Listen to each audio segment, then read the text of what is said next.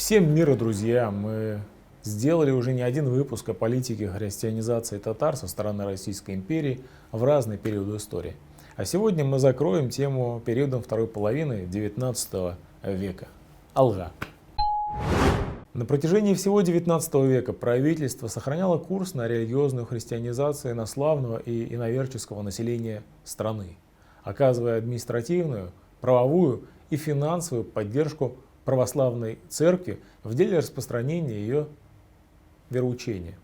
Правда, взгляды представителей политической элиты и формы ее реализации на практике претерпели значительные изменения. Создание системы конфессионального государства позволило интегрировать неправославные концессии в социальное пространство империи. Это происходило путем сотрудничества с их элитой. Однако органы верховной власти по-прежнему считали христианизацию наряду с русификацией верным методом включения нерусских народов в российское сообщество. Новым этапом в проведении курса на христианизацию нерусского населения стала эпоха великих реформ. В это время в религиозной политике обозначились две противоречивые тенденции. С одной стороны, признавалась необходимость отказа от активного секулярного вмешательства в дела церкви, отмены законодательных актов о предоставлении различных льгот и послаблений за принятие православия. С другой стороны, усиление русского национализма способствовало активной религиозной и культурно-языковой унификации. Применялись методы административного принуждения. Важнейшими законодательными актами, предусматривавшими новые формы государственного регулирования миссионерской деятельности, стали правила о порядке совершения над иноверцами-нехристианами Святого Крещения от 1861 года и правила учреждения православных братств от 1864. Первые вводили более открытые и цивилизованные формы приобщения к православию. Запрещалось, например, крестить детей мусульман, евреев, язычников, не достигших 14-летнего возраста без согласия родителей. Иноверцев разрешалось обращать в христианство только после 6-месячного утверждения в вере. Ранее срок не превышал 40 дней.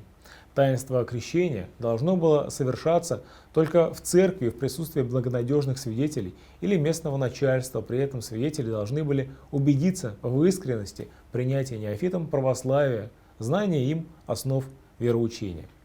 Правила учреждения православных братств предусматривали новую систему организации православной миссии. Ее основными органами были и должны были стать миссионерские религиозные объединения, членами которых могли быть лица православного исповедания, готовые служить нуждам и пользе православной церкви. Эти организации создавались на основе частной инициативы, финансировались они за счет частных пожертвований и специальных благотворительных и церковных сборов. Государство официально не участвовало в их деятельности и не оказывало им финансовой поддержки. Принятие этих правил законодательно закрепило отказ от активного вмешательства государства в миссионерскую деятельность, установило приоритет просветительских форм приобщения к православию. Однако, как показала практика, центральная и местная администрация, руководствуясь политическими интересами, часто сознательно шла на нарушение этого курса. В частности, в период управления Северо-Западным краем генерал-губернатор Кауфмана, по официальным данным, в 1863-68 годах в православие было обращено более 70 тысяч католиков. Эти действия, не имевшие ничего общего с религиозным просвещением и добровольным принятием православия, носили характер административно-полицейской акции, чиновничьего миссионерства. В Волго-Уралье власти проводили более последовательную политику.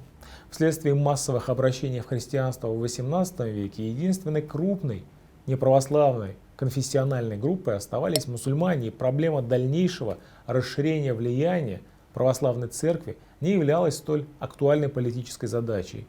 В этой связи курс на христианизацию татар-мусульман для имперского руководства имел скорее идеологическое, нежели практическое значение.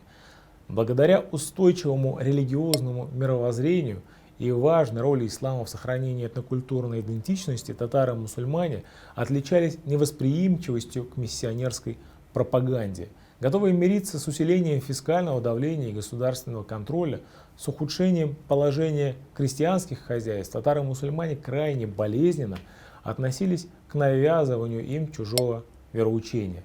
Любые попытки, явные или мнимые, церкви и государства активизировать деятельность по приобщению к христианству вызывали с их стороны противодействие и открытые выступления. Осознавая это, светские органы власти и наиболее прагматичные идеологи православной миссии были вынуждены признать, что добиться существенных результатов в христианизации мусульман невозможно. В новых условиях более актуальными представлялись утверждения в православии ранее крестившихся инородцев и борьба с культурно-религиозным влиянием ислама, значительно усилившимся в пореформенный период. Результатом этого явились массовые отпадания крещенных татар, рост исламизации местных нерусских народов края. В рамках реализации либеральных реформ в Волго-Уральском регионе были отменены законодательные акты от предоставления льгот и преференций за принятие господствующего вероучения. 24 марта 1866 года Александр II утвердил мнение Государственного совета относительно отмены постановления о смягчении наказаний членам нехристианских исповеданий, принимающих православие во время следствия и суда. Сохранив финансовое стимулирование принятия православия для иноверческого населения имперских окраин, евреев, казахов, калмыков, народов Сибири, государство отказалось от соответствующей помощи для прозелитов из татар-мусульман. В 1874 году в процессе реализации военной реформы и введения всеобщей воинской повинности была отменена наиболее существенная льгота, предоставлявшаяся мусульманам за крещение, в соответствии с которой они освобождались от рекрутской повинности. Впрочем, отмена дискриминационных законодательных норм не означала полного отказа государства от поддержки миссионерской деятельности РПЦ в отношении поволжских мусульман. Просто она приобрела более открытые и цивилизованные формы.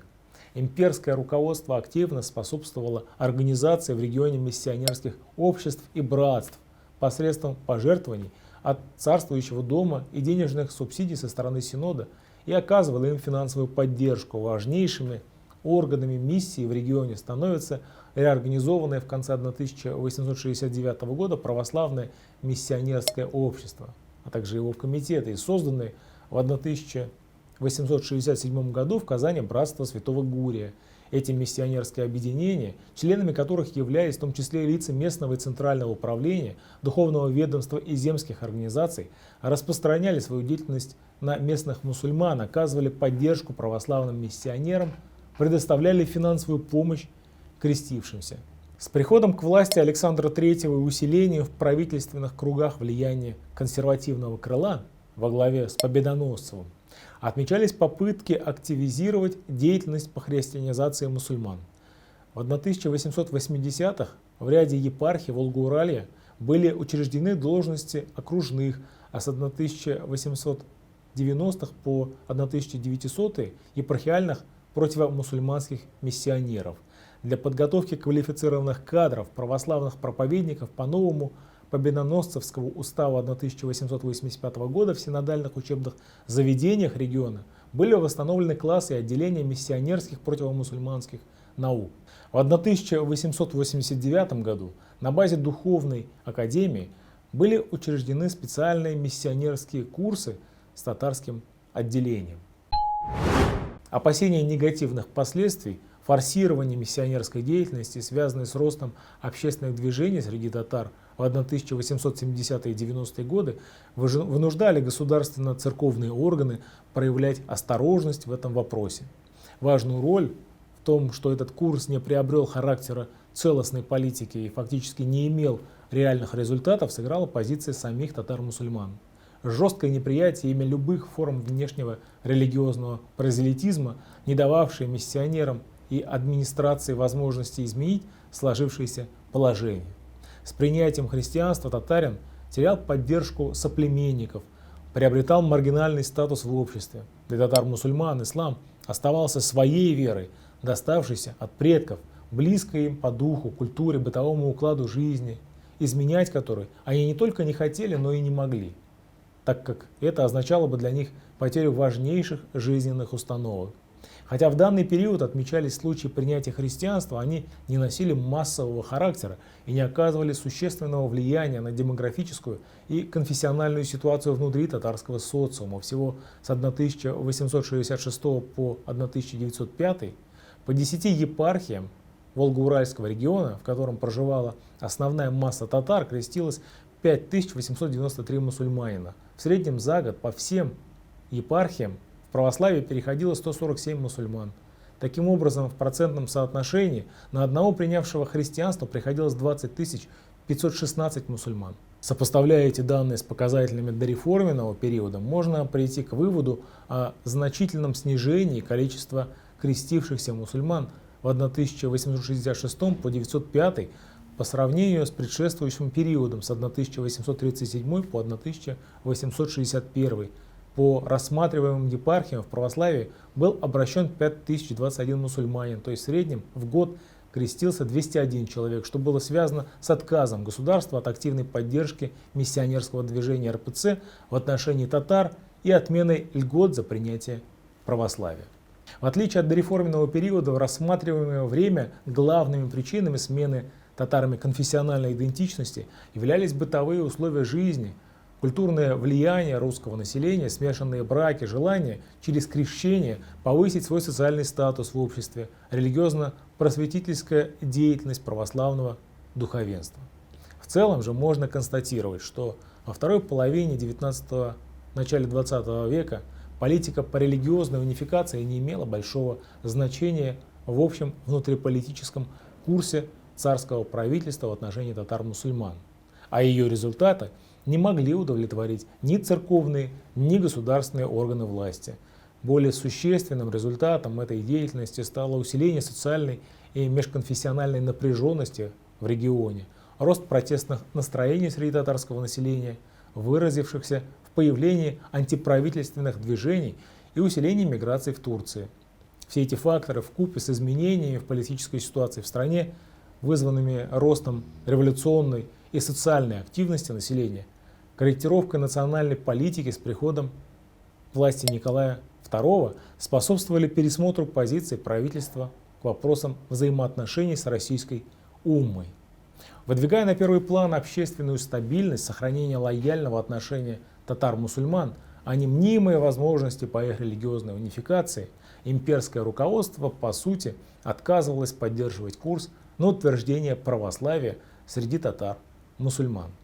Окончательно активная миссионерская деятельность среди татар-мусульман прекратилась после 1905 года, когда был объявлен манифест о свободе совести. Друзья, обязательно ставьте лайки под этим видео и подписывайтесь на наш канал. С вами был Ренат Хабибуллин и татары сквозь время. Ассаламу алейкум, сау булгаз. И до новых встреч. Пока.